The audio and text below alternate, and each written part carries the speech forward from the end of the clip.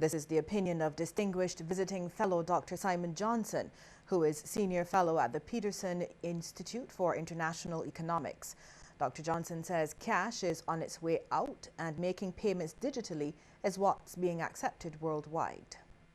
Well-functioning organizations don't move paper anymore, in part because you lose it, in part because somebody tampers with it, and in part because it's actually not that useful. Unless it's a digital record, you can't do very many things with it. So digital currency is coming. Dr. Johnson was the featured speaker at a special presentation to mark the 60th anniversary of the Barbados Investment and Development Corporation. His topic was technology, entrepreneurship, and entrepreneurship promotion. What's next? While describing the economy as being state-of-the-art in some areas, he says Barbados is still lagging behind, especially when it comes to the wide use of checks. You have way more checks even than some of your Caribbean friends in your system. That should absolutely be addressed. That's good for the banks, actually, as well as good for the central bank, as well as good for the consumers. You can leapfrog that technology. You can go from the heavy check system you have now to a fully digital payment system. That would be quite straightforward and absolutely, that would be equivalent, the equivalent of going straight to the latest technology of cell phone, right? Which we can all do now, and we all think about doing whenever we buy a device. And when we upgrade our mobile systems, we buy the latest technology. We don't buy what people had 10 years ago. That's not appealing. Doesn't make any sense.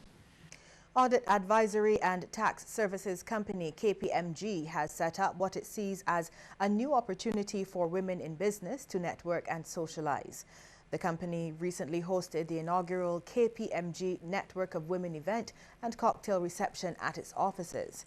The event was well attended, and managing partner at KPMG, Carol Nichols, said it was no coincidence that it was held around International Women's Day. As business executives, female business executives, we have made great strides, but we are on a journey.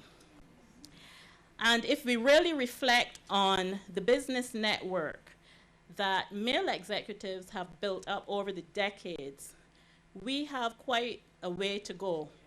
We often struggle for a forum that will allow us to network like we hope to be able to network this evening.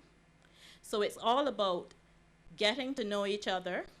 That's why we went with the name tags, because very often, as female executives, we're at a cocktail party, and we're still assumed to be the spouse and not the business partner. She says in KPMG's case, the ratio of staff is about 61% female, but was quick to add that it was not a case of bias, but a reflection of the ratio of graduates in the field. It is reflective of the graduates coming out of the Faculty of Social Studies in this particular profession. We strive for a balance, but that's the composition.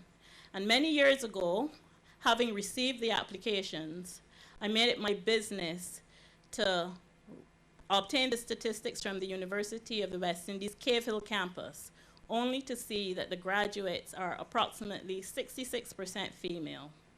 So we really do represent that composition. And that composition in the Barbados office has fed its way all the way up to leadership. Here is a look now at how stocks traded on selected exchanges across the region.